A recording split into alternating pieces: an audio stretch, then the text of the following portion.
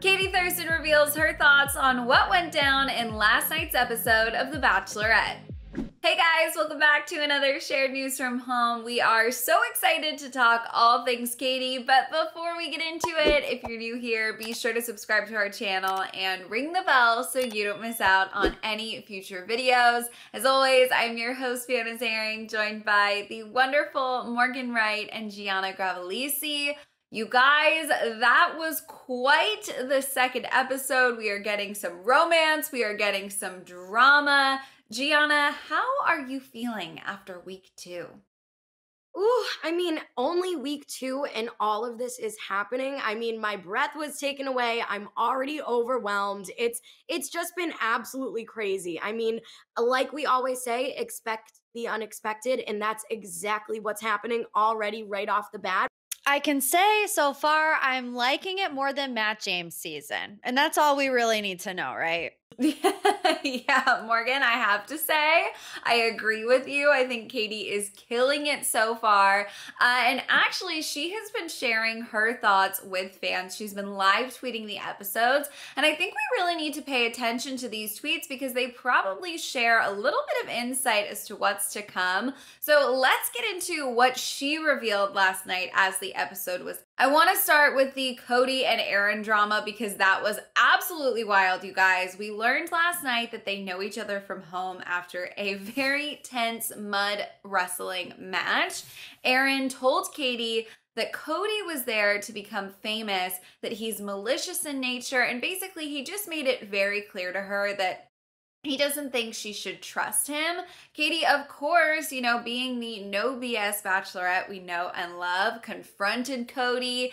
And the reality is he just could not provide a solid defense at all. Okay, so one of you are lying to me. I don't think it may be exaggerations. He basically just denied, but didn't really provide any emotion, couldn't provide any examples. And then when she ultimately decided to let him go, he didn't fight for her or show any emotion at all.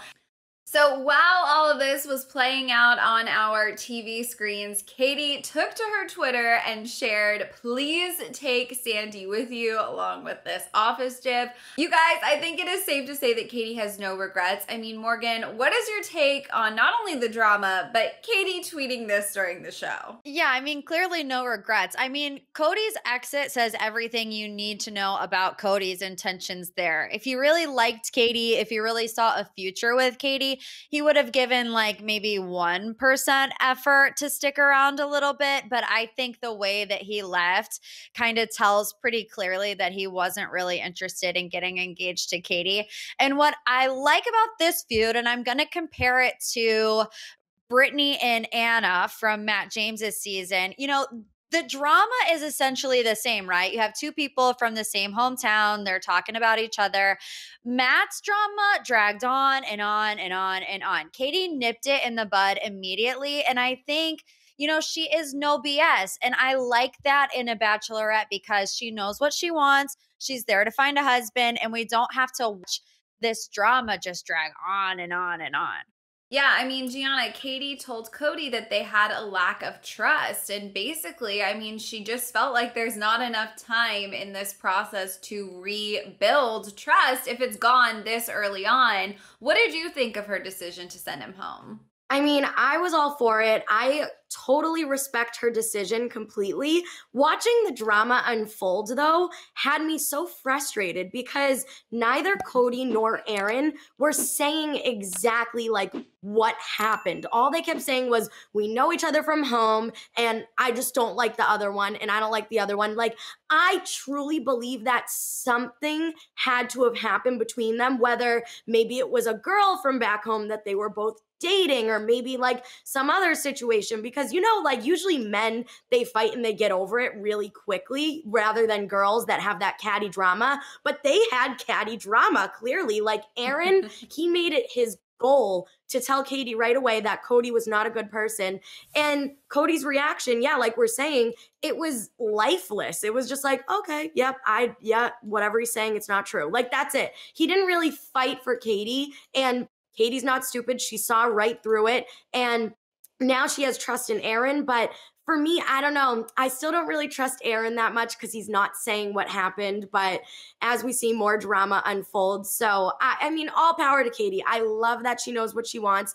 This is definitely not one of those seasons like we've seen in the past where it's just going to be drama after drama. Like she sees a problem, she addresses it, she confronts it directly, and she takes care of it. And I literally love that about this season and Katie as the Bachelorette. So I just love the way she's handling all these situations already. Yeah, me too, Gianna. And I love that she's like live tweeting, poking fun at it because honestly, it was a fairly ridiculous situation, all in all. And I love that she brought up, you know, the blow up doll subtly with that GIF. So funny.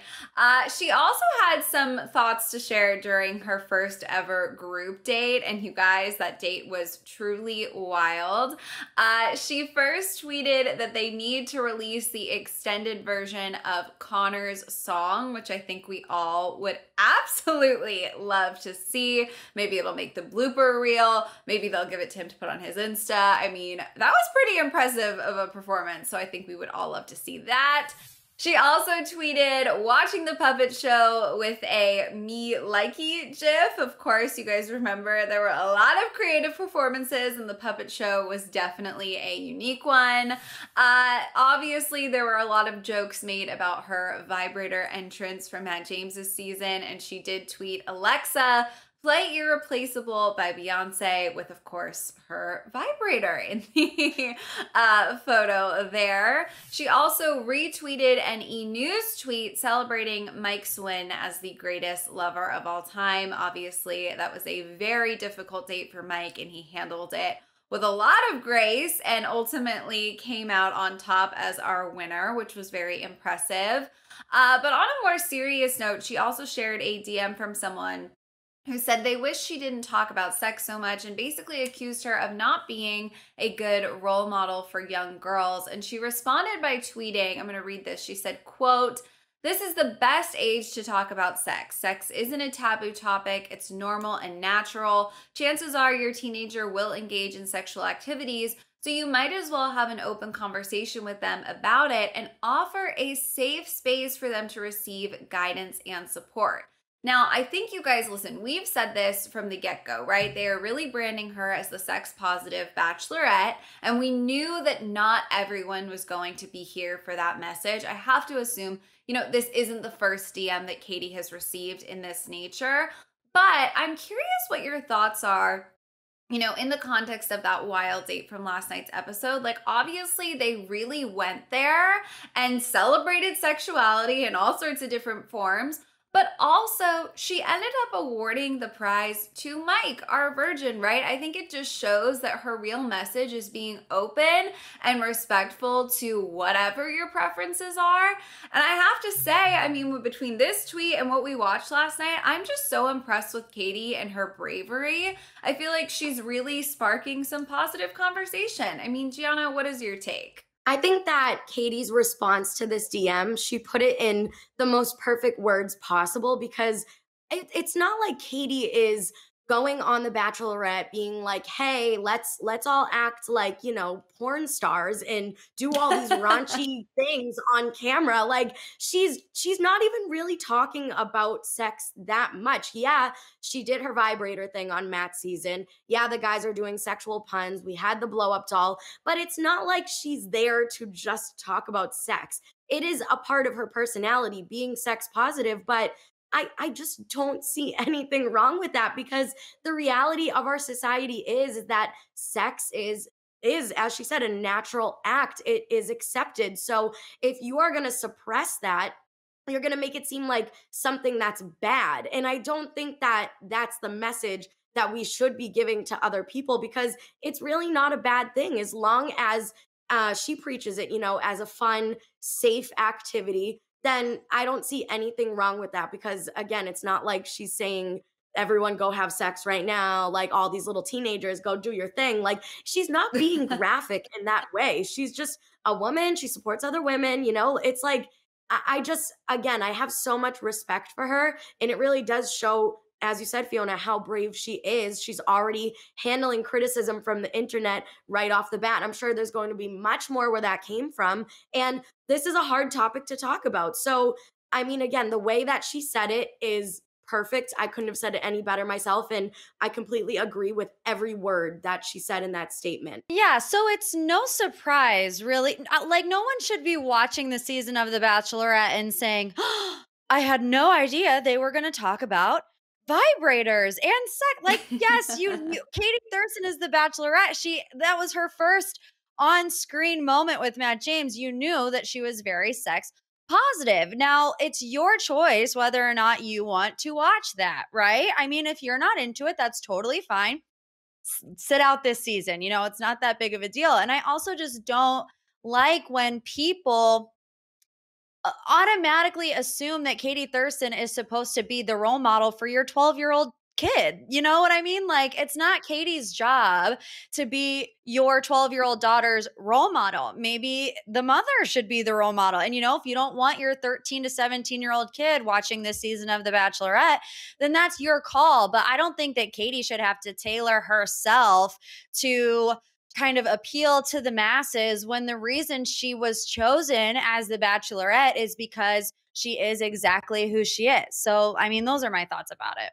Yeah, Morgan, I totally agree with that. I mean, let's face it, at the end of the day, like Katie is her whole thing, why we all love her is because she's so authentically herself. So for her to step into the role as the Bachelorette and suddenly shut that down for fear of, it not necessarily aligning with everyone's household, like that would just be so not Katie. That was never going to happen. So I'm definitely with you.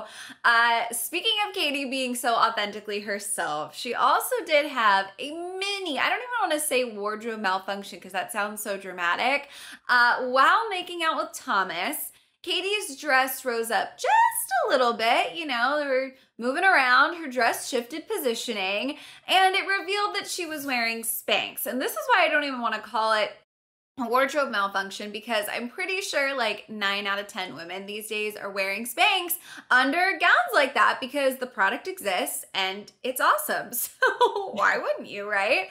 That didn't stop many fans from pointing it out on Twitter. Some people, of course, were saying, oh my God, so embarrassing. Some people are saying, oh my God, so relatable, and totally celebrating it. But the moral of the story is lots and lots of people were talking about Spanx on Twitter last night. And Katie, of course, took notice of the moment and then, of course, of the attention.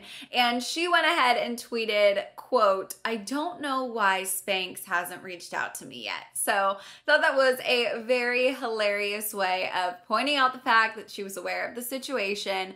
And honestly, I don't know why Spanx hasn't reached out to her yet. She's the Bachelorette. She's gorgeous. Seems like a done deal, right, you guys? I feel like she's going to be the next Spanx ambassador.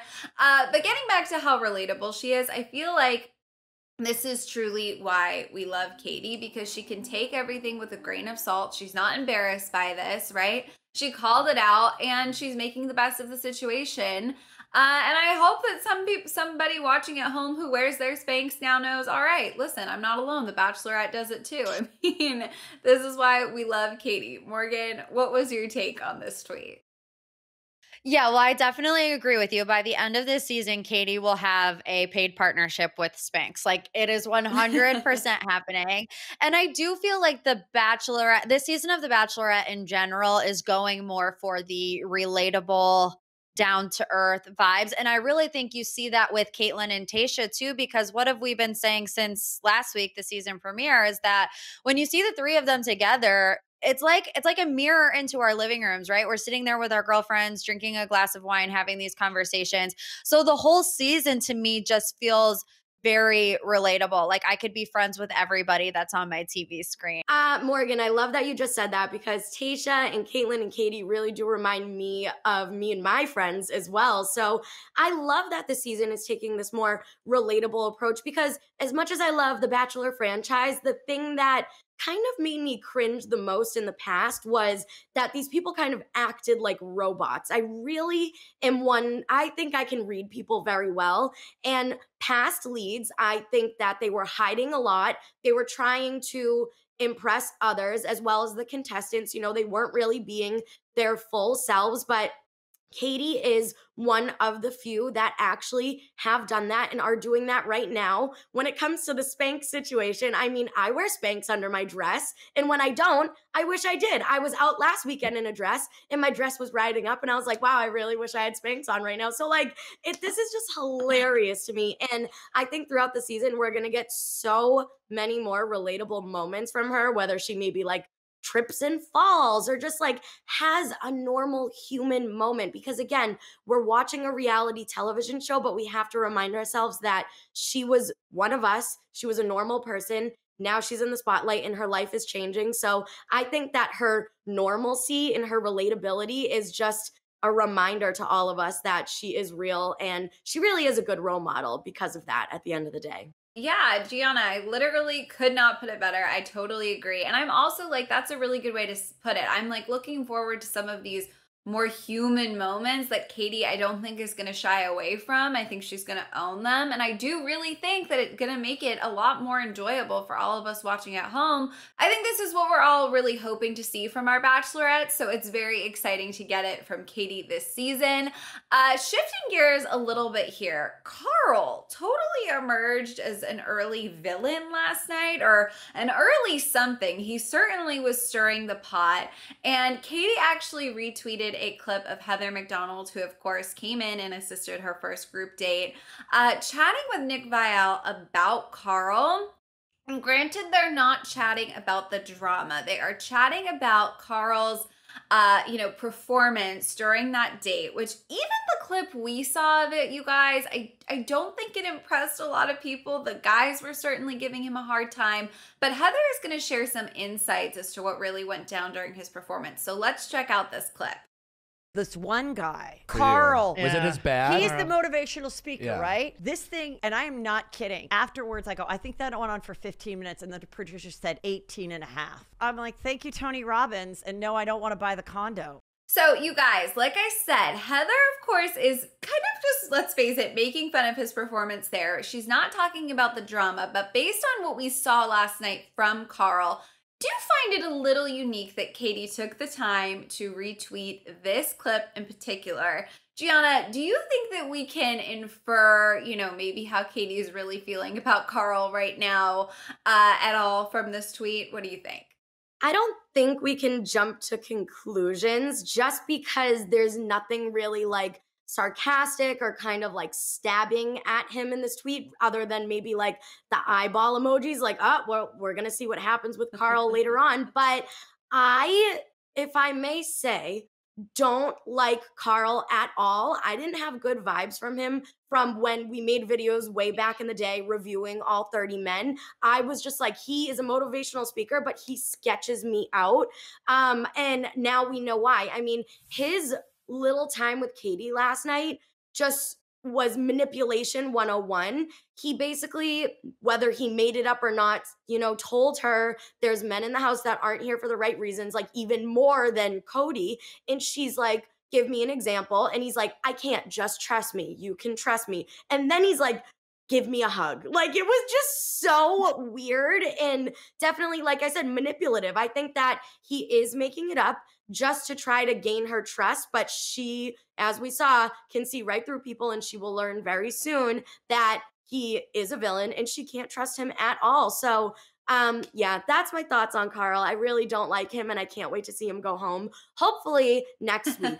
Yeah, I think you can tell that Carl is a motivational speaker for a couple different reasons. Now, I'm not going to say that every motivational speaker does this, but I feel like he wings everything. Going on for 18 and a half minutes, that's not a strategic plan. That's just because you're confident in the way that you speak, and you can go on and on and on and on and on and not really read the room and see, okay, everyone's bored to death and they're like giving me these weird, crazy looks, like maybe I should shut up and get off stage.